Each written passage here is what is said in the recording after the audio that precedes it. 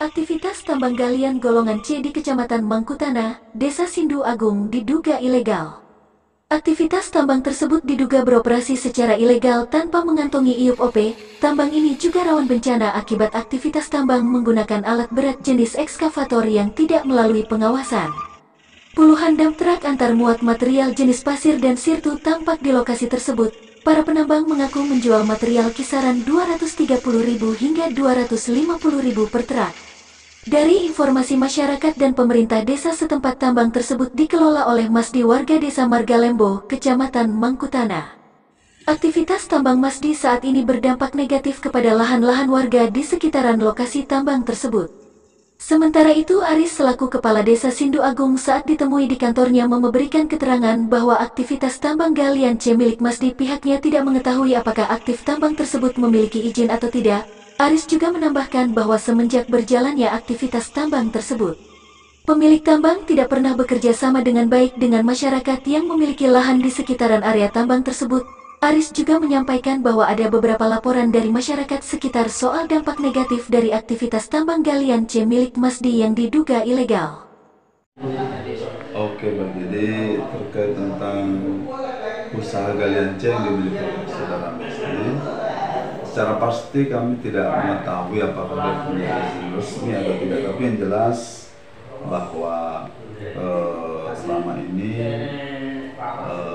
yang bersangkutan tidak bekerja sama dengan baik dengan pemilik lahan di sekitarnya. Jadi karena ada beberapa laporan terkait tentang dampak yang ditimbulkan dari aktivitas yang dilakukan oleh Bapak Misdi, diantaranya kebun yang sudah tidak bisa dikelola dengan baik, dan kami sudah pernah turun untuk mengecek lapangan, tapi tidak diindahkan.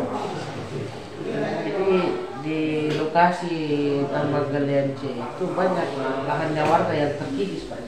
Ya, dengan aktivitasnya tambang galian C milik Pak Misdi itu ada beberapa pemilik lahan yang dalam tanda petik bisa merasa dirugikan. Kerugian yang saya maksud adalah bahwa tanah yang kebun maksudnya yang bisa harusnya ditanami tanaman, semenjak ada itu tidak ada lagi tanaman karena ada yang abrasi terbawa air, kan ada juga yang dulunya sebelum ada itu tambang merupakan tanah subur, tapi setelah adanya tambang kan pasti dikupas, diambil tanahnya dibuang, berganti pasir dan batuan kecil, jadi tidak bisa lagi ditanami. Nah, terkait tadi itu Pak, dia ada katanya dari pihak mana dalam hal ini Polsek sudah pernah turun Pak ya untuk menegur. Ya, kalau himbauan itu mulai dari Polsek itu sudah menyampaikan bahwa bukan hanya kepada Pak Misdi, semua penambang untuk tidak melakukan aktivitas sebelum memiliki izin resmi dan komitmen untuk analisis AMDAL-nya, itu analisis mengenai dampak dan lingkungan. Itu yang berarti di sini ada beberapa tambang juga ya selain Pak Misdi. Selain Pak Misdi ada beberapa, tapi yang ada di wilayah kami itu Pak Misdi. Kan kami berbatasan dengan beberapa desa yang dialiri oleh Sungai Kalaina yang dimanfaatkan sebagai tambang galian C.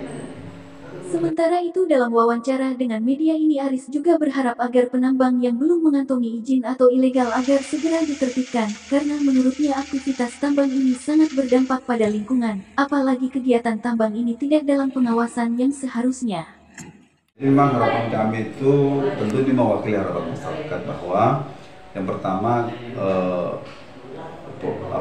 aktivitas tambang itu harus dilengkapi dengan dokumen syarat yang sesuai ketentuan yang berlaku, kan, termasuk diantaranya izin. Terus yang berikutnya keluar dari konteks izin tentu ada semacam bentuk kepedulian kepada lingkungan. Maksudnya ketika ada keluhan dari masyarakat bisa direspon, tidak boleh kita merasa sendiri karena mungkin sudah merasa mengantongi izin. Nah, mudah-mudahan nanti ada pihak yang bisa menjembatani seperti itu sehingga aktivitas yang dilakukan oleh penambang baik Pak Misdi atau siapapun itu nanti bisa berdampak baik buat lingkungan juga, buat pembangunan Kabupaten Luwu Timur, dan juga tidak merugikan pemilik lahan di sekitarnya.